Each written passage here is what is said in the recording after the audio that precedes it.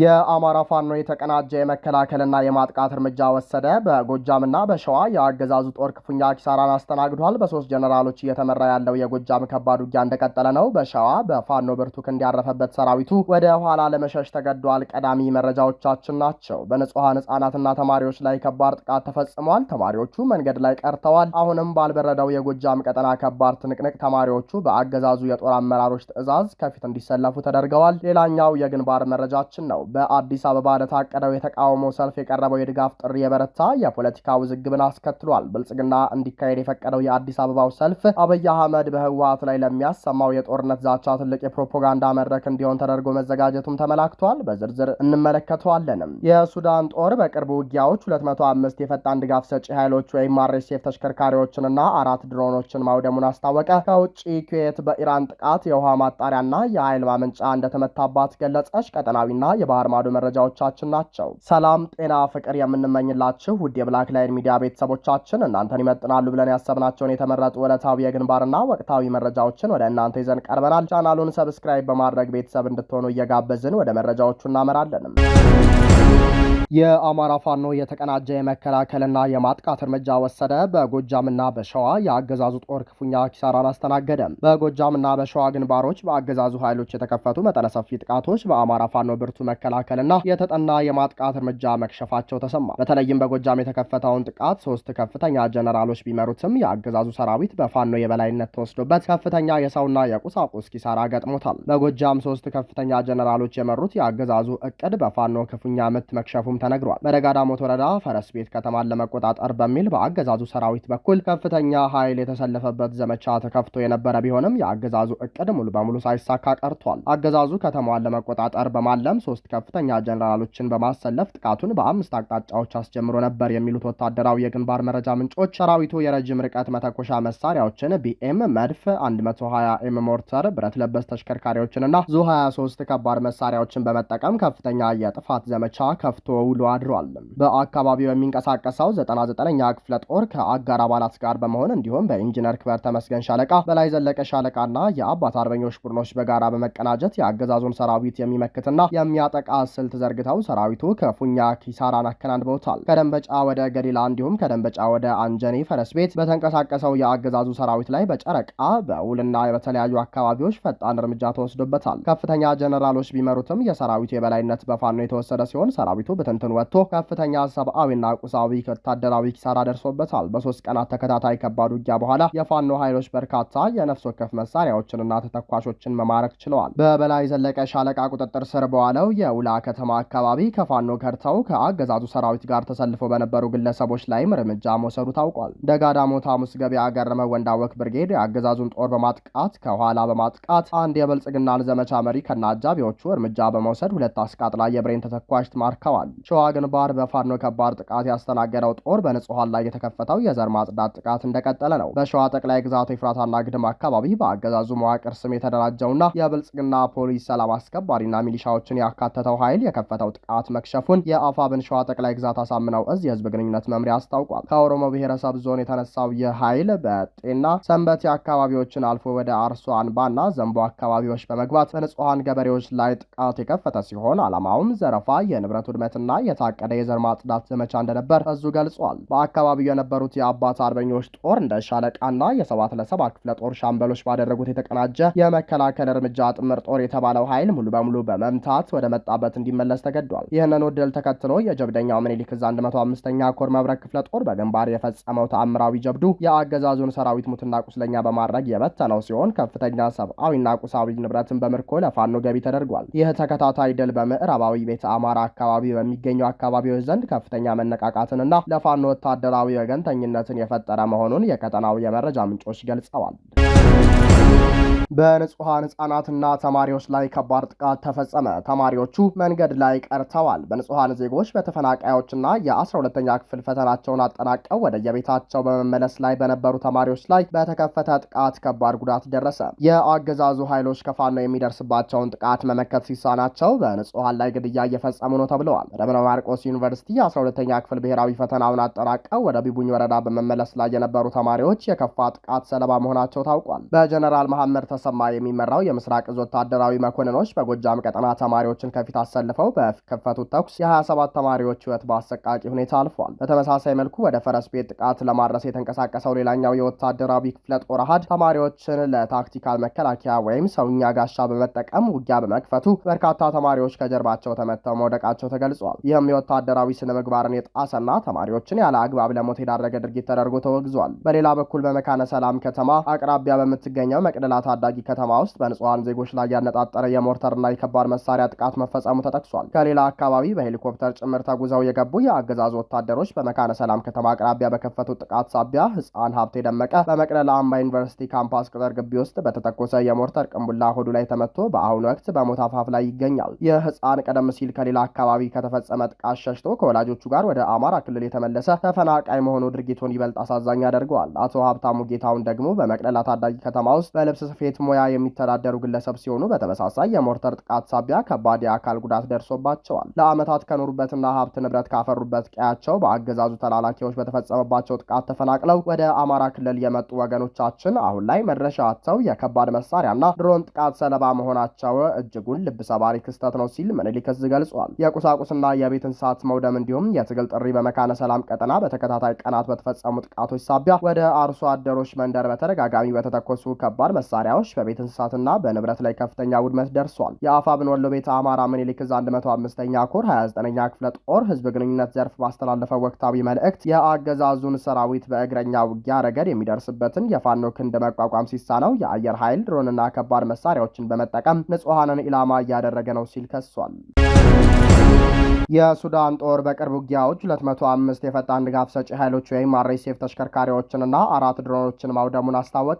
የሱዳን መደበኛ ጦር ሳፍ በሰጠው መግለጫ ባለፉት 2 ሳምንታት ውስጥ ከተቀናቃኙ የፈጣን ድጋፍ ሰጪ ኃይሎች አርኤስኤፍ ጋር ባደረገው ከባድ ውጊያ ወደ 205 የሚጠጉ የውጊያ ተሽከርካሪዎችን፣ የወታደራዊ አቅርቦት ጭነት መኪናዎችንና 4 ስልታዊ ድሮኖችን ወይም የረጅም ርቀት ሰው አልባ አውሮፕላኖችን ማውደሙን አስታውቋል። የሱዳን ጦር በዳርፉር በኮርዶፋንና በብሉ ናይል ወይም ጥቁር አባይ አካባቢዎች የሚገኙ የደፈጣና የተንቀሳቃሽ የአርኤስኤፍ ኢላማዎችን ለመምታት በቅርብ ወራት ውስጥ በከፍተኛ ሁኔታ በድሮን ጥቃቶች ላይ መተማመኑ ተገልጿል። የጦሩ ቃል አቀባይ ባወጣው መግለጫ መሰረት እንደ አውሮፓውያን አቆጣጠር ከጁላይ 1 እስከ ጁላይ 15 ቀን 2026 ወይም ከሰኔ 24 እስከ ሐምሌ 8 ቀን 2018 ዓ.ም በተካሄዱት ወታደራዊ ኦፕሬሽኖች 205 የውጊያ ተሽከርካሪዎችና 17 ወታደራዊ የጭነት መኪኖች ወድመዋል። በተጨማሪም ጦሩ 21 የውጊያ ተሽከርካሪዎችን መማረኩንና በአርኤስኤፍ በኩል በተለያዩ ግንባሮች ሲሰሩ የነበሩ 4 የላቁ ኤፍ95 የተባሉ ስልታዊ ድሮኖችን መጥቶ መጣሉን ቃል አቀባዩ ገልጿል። በብልጽግናው አብይ አህመድ የሚደገፈው አርኤስኤፍ በሱዳኑ መደበኛ ሰራዊት ከባድ ምትን አስተናግዶ በኪሳራ ወደ ኢትዮጵያ ድንበር ተሻግሮ በኢትዮጵያውያን ላይ ጥቃት መፈጸሙም አይዘነጋም። በዳርፉር ግንባር የጦር ሰራዊቱ ባካሄደው ዘመቻ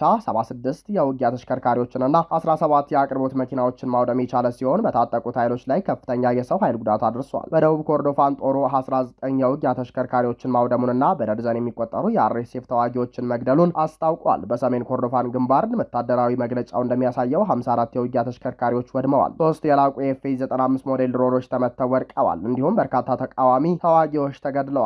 በዋይት ናይል ወይም ነጭ አባይ ቀጠና በተመሳሳይ ሌላ አንድ እንደዚሁ ሞዴል ኤፍ95 ድሮን መጥቶ መጣሉን ቃል አቀባዩ አክሎ ገልጿል። በብኑ ናይል ወይም ጥቁር አባይ ክልል የሱዳን ጦር ከፍተኛ ውጊያ ካደረገ በኋላ የኩርሙክ ከተማንና አካባቢዋ ሙሉ በሙሉ መልሶ መቆጣጠሩን አስታውቋል። በዚህ አካባቢ ብቻ 56 የውጊያ ተሽከርካሪዎች ሲወድሙ 21 ተሽከርካሪዎች ተማርከዋል። እንዲሁም በርካታ የጦር መሳሪያዎች፣ ጥይቶችና የኮሙኒኬሽን መገናኛ ማደናቀፊያ መሳሪያዎች ተወርሰዋል። የወታደራዊው ክፍል መግለጫ በሀገሪቱ ላይ ሰላምና መረጋጋት ሙሉ ለሙሉ እስኪመለስ ድረስ በሁሉም ግንባሮች ኦፕሬሽኑ እንደሚቀጥል አረጋግጧል። በሌላ በኩል ሱዳን በተባበሩት አረብ ኤሚሬት ዩኤኢ ላይ በአሜሪካና በዓለም አቀፍ ፍርድ ቤቶች ክስ ልትመሰርት ነው። የሱዳን የፍትህ ሚኒስትር አብደላ ዳሪፍ እንደተናገሩት የሱዳን መንግስት በተባበሩት አረብ ኤሚሬት ዩኤኢ ላይ በአሜሪካና በሌሎችም ዓለም አቀፍ ፍርድ ቤቶች አዳዲስ ክሶችን ለመመስረት የሚያስችለውን እቅድ ሙሉ በሙሉ አጠናቋል። ይህ ማስታወቂያ የወጣው የሱዳን ምክትል የተባበሩት መንግስታት ድርጅት ዩኤን ተወካይ አማር መሐመድ መሐሙድ የዓለም አቀፉን የወንጀለኞች ፍርድ ቤት አይሲሲ በዳርፉር ውስጥ በፈጣን ድጋፍ ሰጪ ኃይሎች አርኤስኤፍ የተፈጸሙ ወንጀሎችን በተመለከተ የሚያደርገውን ምርመራ የኤሚሬትስ ተዋናዮችን እንዲያካትት በጠየቁ ማግስት ነው። የፍትህ ሚኒስትሩ ዴሪፍ በሰጡት ጋዜጣዊ መግለጫ የህግ ስትራቴጂው በተባበሩት አረብ ኤሚሬትስን በውጭ ሀገር የተፈጸሙ የጦር ወንጀሎችንና በሰብአዊነት ላይ የሚፈጸሙ ወንጀሎችን ለመዳኘት የህግ ስርዓታቸው በሚፈቅድላቸው ሀገራት ጭምር መክሰስን ያካተተ መሆኑን ገልጸዋል። ሚኒስትሩ ሶስት የተለያዩ የህግ መንገዶችንም ዘርዝረዋል። እነሱም ዓለም አቀፍ ክስ፣ በየሀገራቱ የህግ ስርዓት፣ የዓለም አቀፉ የወንጀለኞች ፍርድ ቤት አይሲሲ እና የዓለም አቀፉ የፍትህ ፍርድ ቤት አይሲጄ ናቸው። በዓለም አቀፍ ህግ መሰረት ሁለቱም ዩኤኢ እና አርኤስኤፍ ለመክሰስ የሀገር ውስጥና የውጭ የህግ ባለሙያዎችን ያቀፈ ልዩ ኮሚቴ ሂደቱን ነድፎ ማጠናቀቁን ዲሪፍ ገልጸዋል። የታቀዱ ክሶችን የጦር ወንጀሎችን፣ በሰብአዊነት ላይ የሚፈጸሙ ወንጀሎችን፣ የዘር ማጥፋትን፣ ህገወጥ የጦር መሳሪያ አቅርቦትን፣ የቅጥር ነፍሰ ገዳዮችን ወይም መርሰነሪዎችን መመልመልና ማሰልጠንን ያካትታሉ። ዲሪፍ በአርኤስኤፍ እና በደጋፊዎቻቸው ላይ የሚቀርቡ ዓለም አቀፍ ክሶችን የሚከታተለው ከፍተኛ ኮሚቴ ሰብሳቢ በመሆን የማስረጃ ማሰባሰቢያ ንዑስ ኮሚቴውን ከተማረኩ የጦር መሳሪያዎች ኤግዚቢሽን ጋር ባዘጋጀው ጉብኝት ላይ ተገኝተዋል። ሚኒስትሩ እንደገለጹት የተያዙ የላቁ የጦር መሳሪያዎች የማጥቂያና ስልታዊ ድሮኖችን ጨምሮ እንደ አውሮፓውያን አቆጣጠር በጁን 2023 እና 2026 መካከል የተመረቱ ዘመናዊ ሞዴሎች ሲሆኑ ሰነዶቹ እንደሚያሳዩት የመጀመሪያ መዳረሻቸው የተባበሩት አረብ ኤሚሬትስ ዩኤኢ ነበረችም። እነዚህን የጦር መሳሪያዎች ለሚያምጽ ታጣቂ ቡድን ማስተላለፍ የጦር መሳሪያ ለሶስተኛ ወገን እንዳይተላለፍ የሚከለክሉ ዓለም አቀፍ ስምምነቶችን በግልጽ መጣስ መሆኑን ዲሪፍ ገልጸዋል። ሱዳን ኢመሬት ለአርኤስኤፍ የጦር መሳሪያ በማቅረብና ቀጥተኛ ወታደሮችን በመመልመል ረገድ እጇ እንዳለበት በተደጋጋሚ ማስረጃዎችን ብታቀርብም አቡዳቢ ግን የቀረበባትን ክስ ማስተባበሏን ቀጥላለች። ሆኖም ሚኒስትር ዳሪፍ የሱዳን መንግስት በሁለቱም ማለትም በአርኤስኤፍ እና በዩኤኢ ላይ ክስ ለመመስረት የሚያስችል ካለምንም ጥርጥር የሚያስረዳ በቂ ማስረጃ ያለው መሆኑን በመግለጽ ሱዳን የህግ ትግሏን በቁርጠኝነት እንደምትቀጥል አረጋግጠዋል። የሱዳን የክስ መዝገብ ውስጥ የገባቸው ዩኤኢ ግን የእሷ አጋር በመሆን ለአርኤስኤፍ ድጋፍ ሲያደርግ የቆየውና አሁንም ታጣቂ ኃይሉን ካምፕ ጭምር በመስጠት በግልጽ እያገዘ ያለው አብይ አህመድ ተጠያቂነት እንደማይቀርም ተዘግቧል።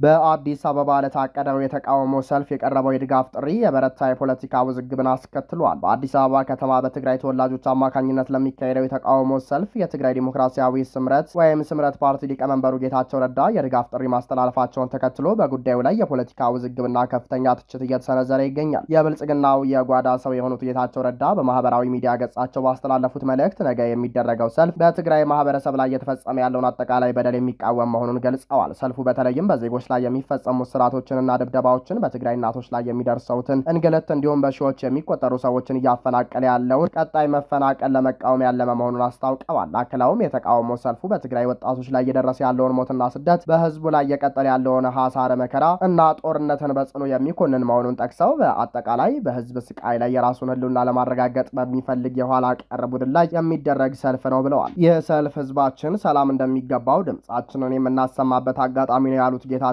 የትግራይ ህዝብ ህልውናና ሰላም ያሳስበኛል የሚል ወገን ሁሉ ነገ ድምጹን እንዲያሰማ ጥሪያቸውን አስተላልፈዋል። ሆኖም ይህ የብልጽግናው የማዕድ ባለስልጣናት ጌታቸው ረዳ ጥሪ በርካታ ትችቶችን እያስተናገደ ይገኛል። ህወሓትን የካዱትና የብልጽግናውን የወቅቱ ስጋጃ አንጣፍ የሆኑት ጌታቸው ለትግራይ ህዝብ የጦርነት ትንኮሳ በማቅረብ እንጂ የመፍትሄ ሰው ባለመሆናቸው በትግራውያን ዘንድ ተቀባይነት አላገኙም። ይህ ጌታቸው ረዳ የድጋፍ ጥሪና የታቀደው ሰልፍ በህዝባዊ ወያኔ ሓርነት ትግራይ ህወሓት ዘንድም ከፍተኛ ተቃውሞና ትችትን አስተናግዷል።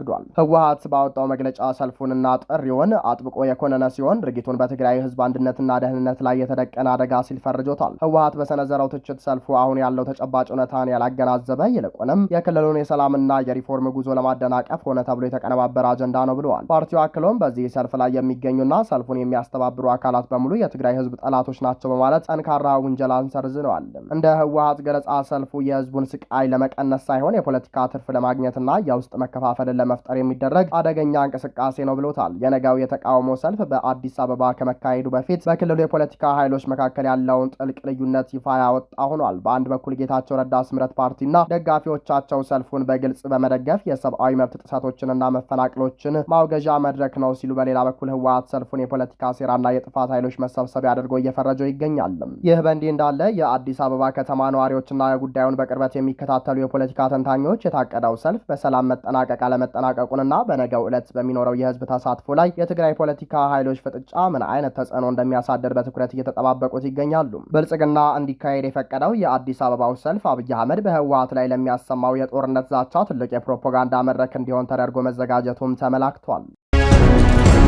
በመጨረሻ ኩዌት በኢራን ጥቃት የውሃ ማጣሪያና የኃይል ማመንጫ እንደተመታባት ገለጸች። ኩዌት የኢራን ጦር በፈጸማቸው ጥቃቶች የጨው ውሃ ማጣሪያና የኃይል ማመንጫ ጣቢያ ላይ ጉዳት መድረሱን አስታወቀች። ካለፈው ሳምንት አንስቶ ያገረሸው የአሜሪካና ኢራን ግጭት ትናንት ምሽት ቀጥሎ ታይቷል። አሜሪካ በኢራን የተለያዩ ስፍራዎች ካደረሰችው ጥቃት በኋላ ቴሄራን በምላሹ ጎረቤቶቿ የሆኑ የቀጠናው ሀገራትን ኢላማ አድርጋለች። የኢራን እስላማዊ አብዮታዊ ዘብ ጥቃት ከሰነዘረባቸው ሀገራት አንዷ ኩዌት እንደሆነች ገልጾ ነበር። የኩዌት የኤሌክትሪክ ሚኒስትር ባወጣው መግለጫ የኢራን ጥቃት በኤሌክትሪክ ኃይል ማመንጫ ጣቢያና የጨው ውሃ ማጣሪያ ላይ ጉዳት ማድረሱንም አስታውቋል። ጥቃቱ በስፍራዎቹ ቃጠሎ እንዲነሳ፣ ጉዳት እንዲደርስና በርካታ የማምረቻ ክፍሎች ከአገልግሎት ውጭ እንዲሆኑ አድርጓል ብሏል። በተቋማቱ ላይ ስለደረሰው ጉዳት ተጨማሪ መረጃ አልተገለጸም። ሚኒስቴር መስሪያ ቤቱ ዜጎች በዚህ የተለየ ወቅት የኤሌክትሪክ ፍጆታቸውን እንዲያስተካክሉና ኤሌክትሪክ እንዲቆጥቡም ጠይቋል። ክቡራንና ክቡራት አድማጭ ተመልካቾቻችን ለሰዓቱ የነበረን የዜናና የመረጃ ስርጭታችን ይህንን ይመስል ነበር። ቻናሉን ሰብስክራይብ በማድረግ ቤተሰብ እንድትሆኑ ጋበዝን። ጤና ይስጥልንም።